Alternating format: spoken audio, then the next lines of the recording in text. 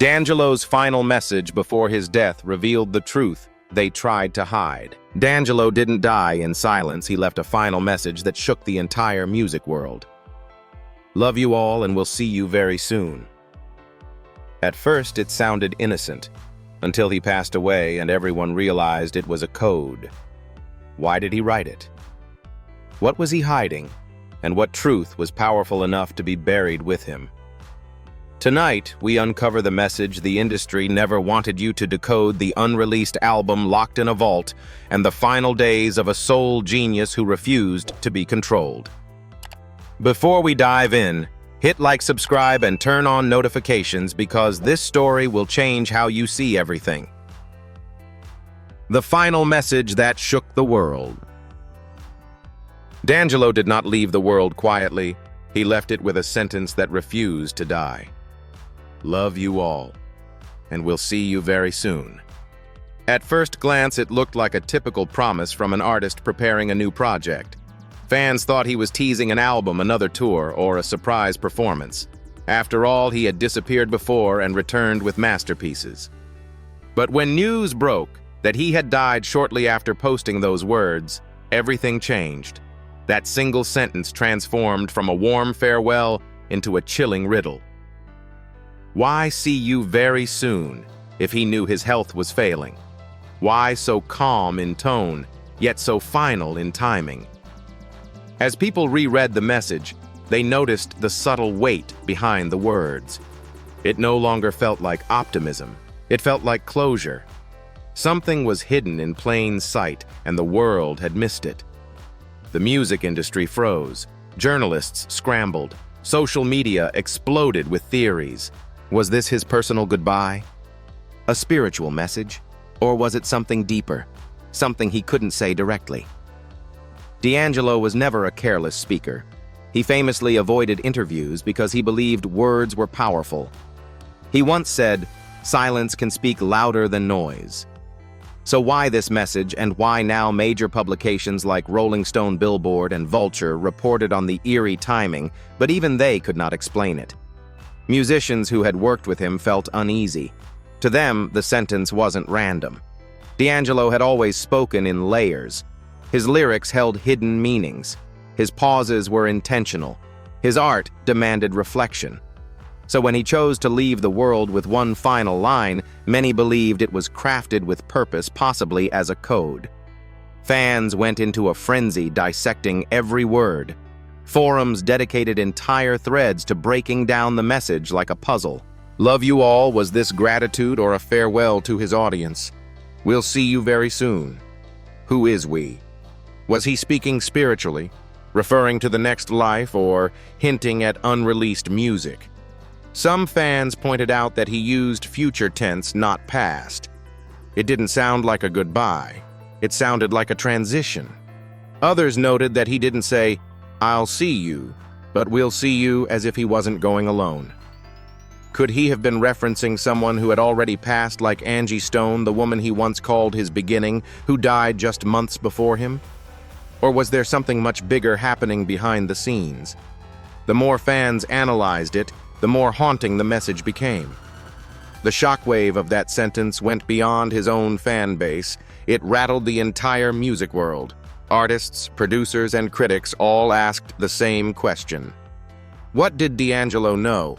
He was known for his sensitivity to energy, for sensing shifts before the world noticed.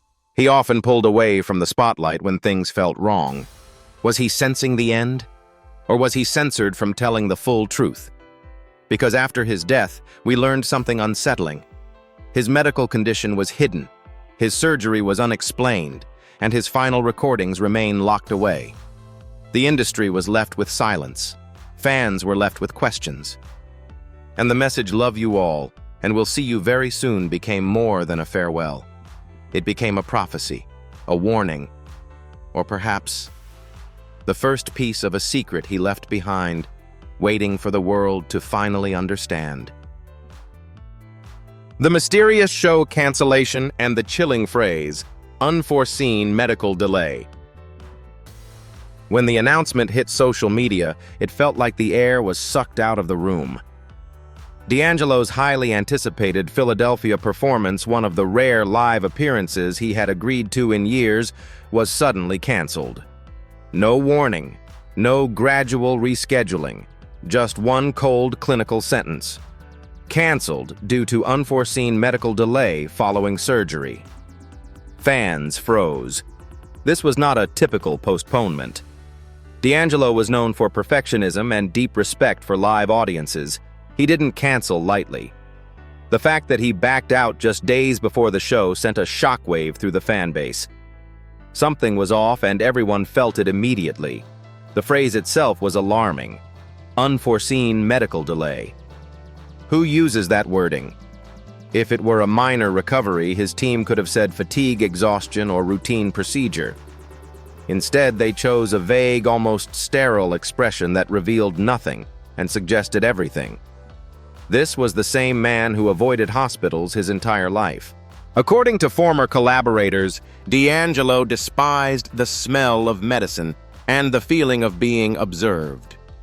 He once refused basic treatment for an injury because he didn't want to stay overnight in a clinic. So for him to undergo surgery, the situation had to be extremely serious. It was the first major red flag the public ignored until it was too late. Fans immediately went into detective mode. They scoured past interviews, public appearances, even old photographs to spot any signs of declining health. Was he losing weight? Moving slower? Hiding fatigue behind sunglasses? Online forums exploded with speculation. Some believed it was emergency surgery.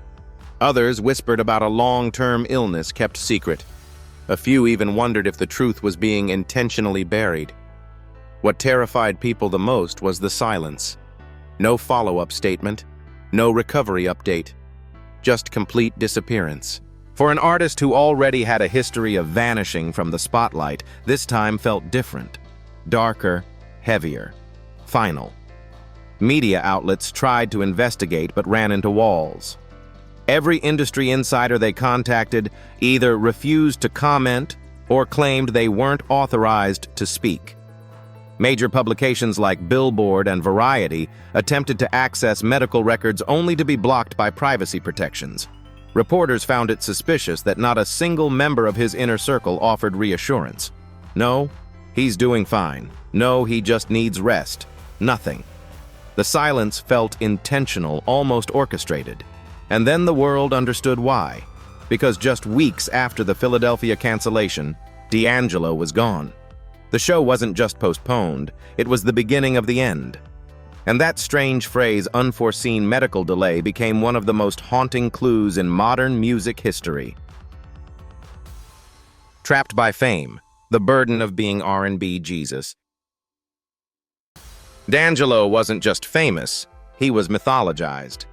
After the release of Voodoo in 2000, critics crowned him the savior of modern soul. Fans called him R&B Jesus. Others claimed he was Marvin Gaye, reborn a vessel carrying the spirit of the greatest soul singer of all time. His music was praised as divine, his performances described as spiritual awakenings. But behind the applause, something darker happened. The world stopped seeing him as a human being. He became an image, a fantasy, a symbol of perfection. And the more people worshipped him, the more he suffocated under their expectations. The iconic, untitled How Does It Feel? Music video where he appeared shirtless turned him into a sex symbol overnight. Women screamed his name. TV hosts objectified him. Audiences stopped listening and started gazing. The industry labeled him the naked dude instead of a musical genius. In interviews, he looked uncomfortable, even angry when people treated his body like a product. His own manager later revealed the painful truth. He didn't want to be worshipped, he just wanted to be heard. But the public didn't care. They demanded another masterpiece, another body, another miracle. The spotlight that once celebrated him had become a prison. After Voodoo won Grammy Awards and went platinum, everyone expected a quick follow-up.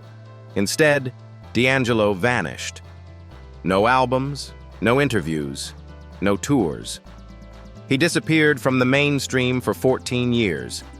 Rumors spread addiction, depression, creative pressure, industry betrayal.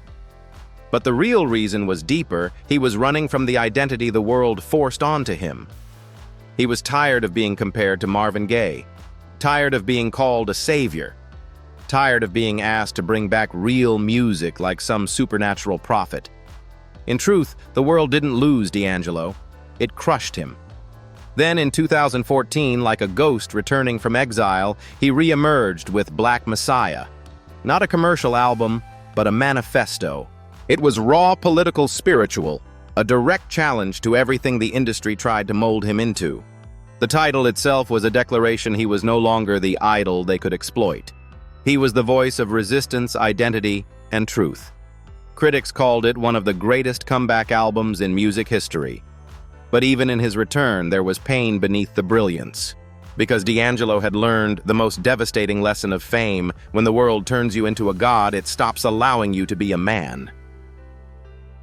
Inside the lab, the sacred room where he hid his soul.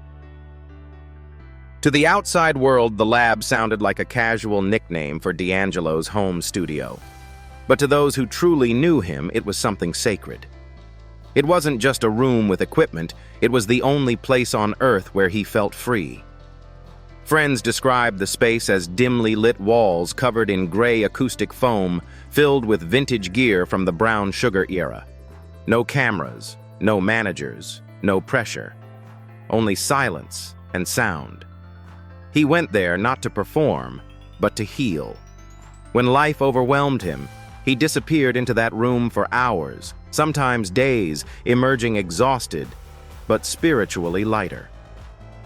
One sound engineer said, "That place wasn't a studio. It was his sanctuary." In the lab, he wasn't an icon. He was just Michael Archer, the preacher's son from Richmond. During his final years, he spent nearly every night inside that room. The yellow light would flicker on at dusk and stay glowing until dawn. Neighbors recalled hearing melodies drifting out slow haunting, often just a few piano notes repeated like a prayer.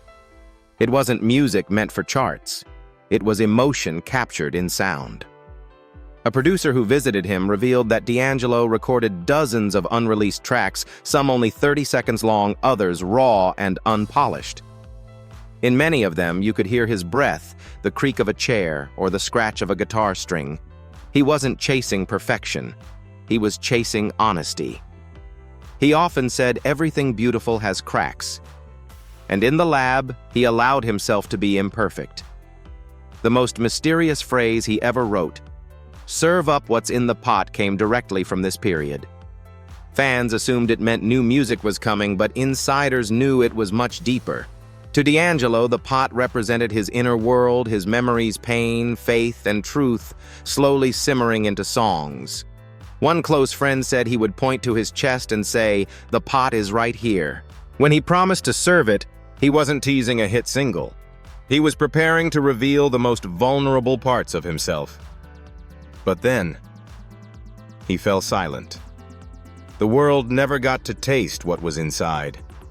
Those who worked with him in the lab said the atmosphere was almost spiritual. He would dim all the lights, hit record, and let his soul speak through instruments. Sometimes he cried while singing. Other times he paused for long minutes, eyes closed, as if wrestling with invisible battles. A technician recalled, he didn't record songs. He recorded confessions. And when he finished, he would quietly remove his headphones, whisper, "That's the truth," and walk out. Those tapes remain locked away unheard.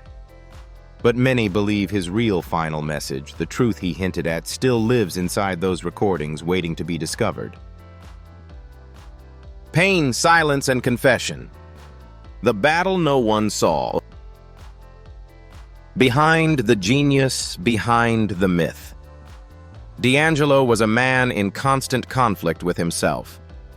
While the world saw him as calm and mysterious, those around him witnessed a soul battling exhaustion, guilt, spirituality, and expectation. Inside the studio, he often turned off every light and recorded in total darkness. To him, darkness wasn't frightening, it was honest. It stripped away ego and forced him to face his deepest emotions. A producer recalled walking into the lab at 3 a.m. and finding him silently weeping while holding his guitar. When asked if he was okay, he whispered, "Music keeps me breathing." That wasn't a metaphor. It was survival. Music wasn't his career. It was his oxygen. The themes of his internal war mirrored the sounds he created. He was a man raised in church, surrounded by gospel faith and purity. Yet he found himself trapped in an industry built on lust, fame, and temptation. Every track he made felt like a conversation between heaven and hell.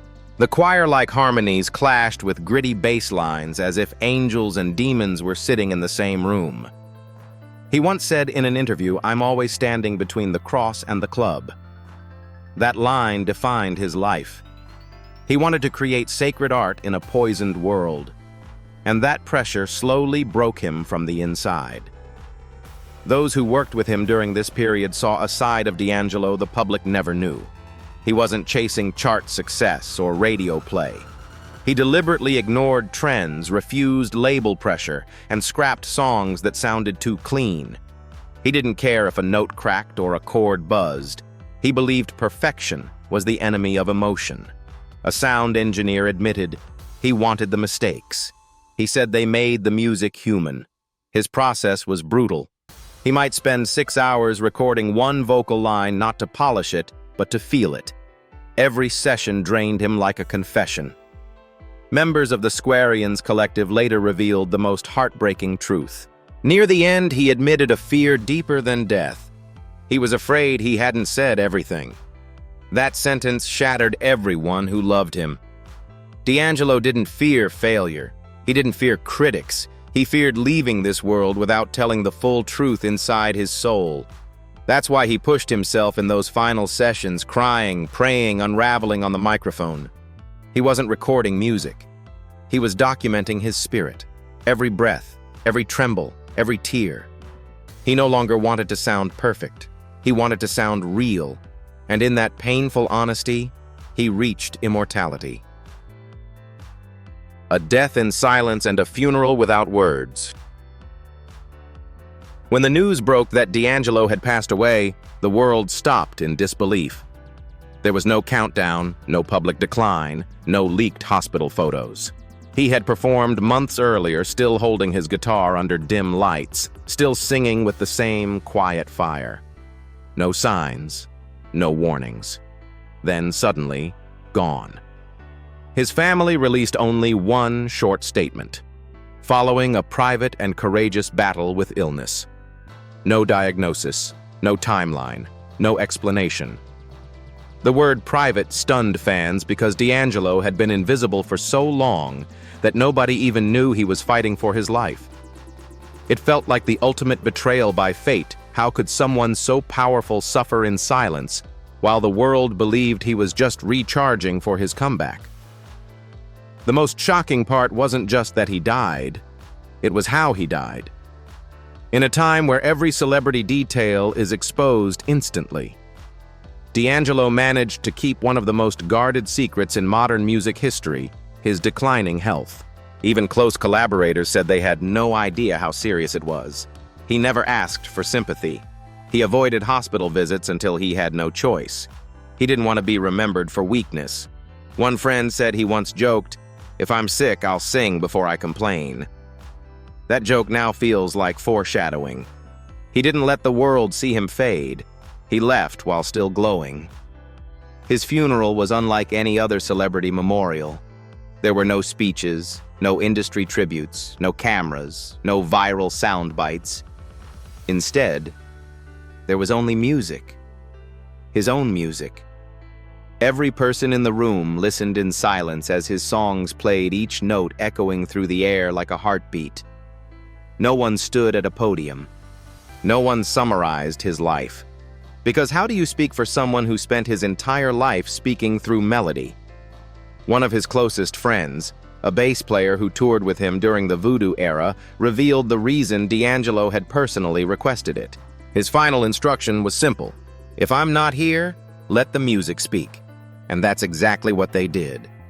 The room was filled with tears, but not a single word. Every chord, every harmony, every silence felt like he was still there guiding them one last time. His family honored his wish for privacy. His friends honored his wish for dignity. The fans outside the venue lit candles and sang Untitled in the Rain. In an era obsessed with spectacle, D'Angelo left this world the same way he lived in it, quietly, beautifully, and on his own terms. A legend without a eulogy, a farewell without words, because he had already said everything in the music he left behind. Angie Stone, The First Love and the Final Heartbreak. Before the world called him a genius, before record labels chased him, before journalists named him the future of soul, there was Angie Stone. Their love story began not in fame, but in music. They met in the 1990s when D'Angelo was still just Michael Archer, a shy young musician with a church-trained voice and a notebook full of dreams. Angie, already an established singer and songwriter, recognized his brilliance before anyone else. She guided him, believed in him, and stood beside him as he rose to stardom. Together they created more than music, they created life. Their son, Michael Archer Jr., was living proof of a bond that never truly broke. Even after they separated, their connection remained unshakable. They shared stages, memories, and a spiritual understanding deeper than romance. To Angie, he was potential. To D'Angelo, she was the foundation. Then tragedy struck. Just a few months before D'Angelo's death, Angie Stone died in a sudden accident. The news shattered the soul community, but no one was more devastated than him. A relative revealed that when he heard the news, he locked himself in the studio for hours and said only one sentence: "She was my beginning." He didn't say first love. He didn't say mother of my child. He said beginning because she was the spark that ignited everything he became. Without her, he might never have written. Brown Sugar never found his artistic path, never discovered the voice the world would later worship. She was the mirror that showed him who he could be. After she was gone, something inside him collapsed. Friends noticed a change in his energy. He moved slower, smiled less, and spent even more time alone in the lab. He sang differently, too. Less like a performer, more like a man searching for someone in the dark. A producer said, "You could hear the grief in every note." He wasn't recording songs. He was trying to talk to her. For the first time, music didn't heal him. It revealed his pain. Losing Angie didn't just hurt him emotionally. It pierced his spirit. People close to him said that he carried a guilt he never spoke aloud. He believed she understood him better than anyone, and now that understanding was gone. And when the world learned he passed away just months after her, many didn't see coincidence, they saw heartbreak. The truth is, D'Angelo didn't die when his body stopped. A part of him had already left the moment Angie did. They were never a perfect couple. They had disagreements, distance, separate careers. But they were soulmates, in the most profound sense, two artists bonded by faith, creativity, and a son who carried both their blood and their music. At Angie's memorial, D'Angelo stood in the back, silent eyes full of storm. He didn't perform. He didn't speak. But those who were there said his presence felt heavier than any eulogy. Because deep down he knew what the world would realize too late: Angie Stone was not just part of his story. She was the first chapter. And when she left this world, the book of his life began to close. The greatest crack in his heart was not caused by fame, pressure, or illness. It was caused by losing the woman who helped him become D'Angelo. And some cracks never heal. Legacy of Truth: the artist who chose soul over fame. D'Angelo never followed the path of traditional superstardom. While other celebrities launched clothing lines, built record labels, or chased sponsorship deals, he rejected commercial distractions. He refused to become a brand. He avoided interviews, skipped award shows, and stayed away from social media. In an era where fame meant visibility, he chose invisibility. Why? Because his mission was never profit, it was purity. He poured everything into the sound, into the groove, into the invisible energy that lived between notes. He once told a journalist, "I don't want to become an image. I want to become a sound." And he did. His legacy cannot be worn, bought, or replicated. It can only be felt in the heartbeat of soul music itself. The impact of his art was seismic. Critics from Rolling Stone called Voodoo a spiritual event disguised as an album. Billboard praised his ability to merge gospel, funk, jazz, and vulnerability into something completely new. Vulture declared him the most influential R&B artist of his generation. But his true power wasn't in reviews, it was in the silence he left behind. During his 14-year absence, the industry desperately searched for another D'Angelo, but no one could fill the void. He didn't just change music, he forced artists to look inward. He proved that soul wasn't a genre, it was a state of being. His records felt like confessions, and once the world heard that level of authenticity, they couldn't go back to shallow noise. Fans felt this deeply.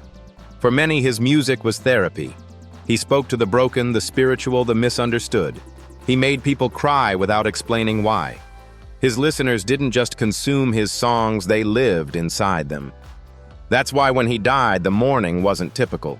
It was intimate, heavy, sacred. People played his albums in the dark lit candles and sat in silence. Online forums flooded with messages from fans who said his music saved their lives. One wrote, "He made me believe my pain had meaning."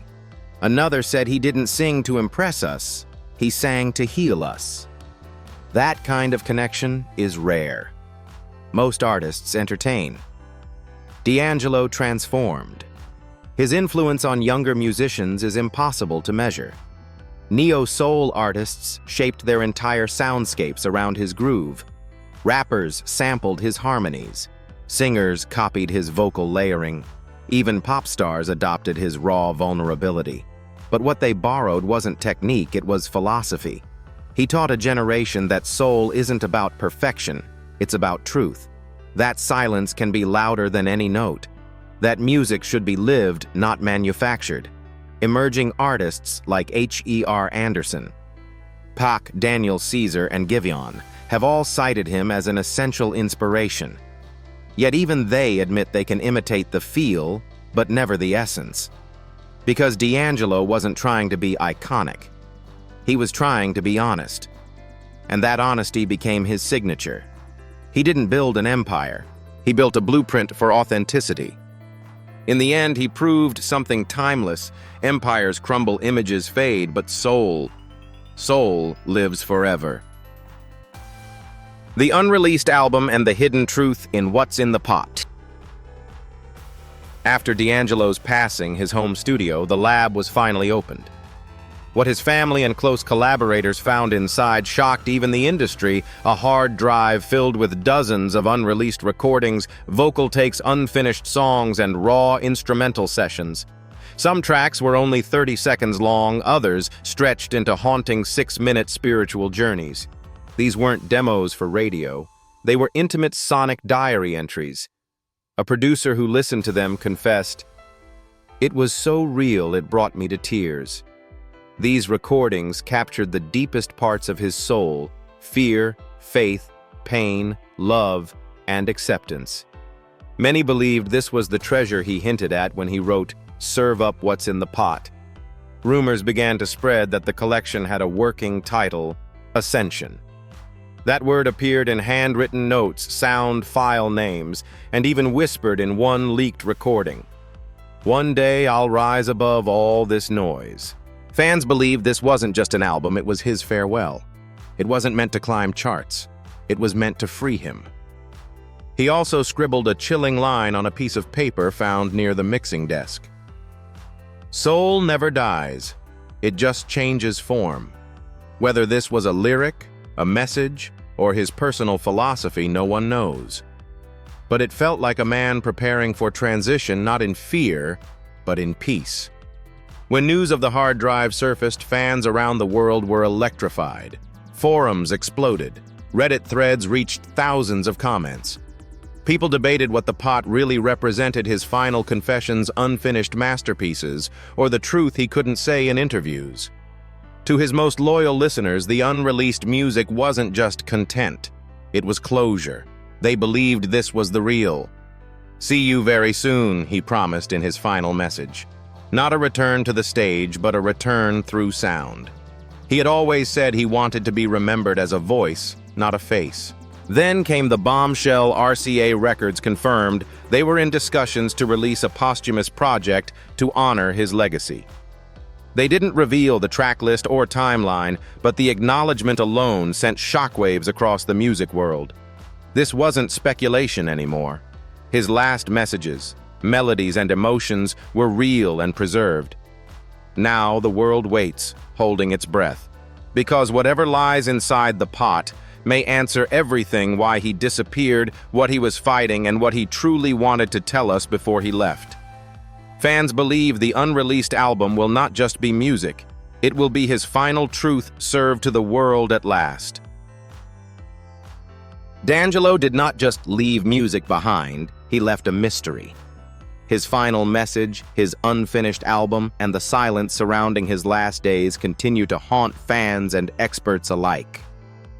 Was what's in the pot, his true goodbye, a hidden warning, or the key to understanding his soul once and for all? One thing is certain: he chose truth over fame, vulnerability over image, and soul over everything.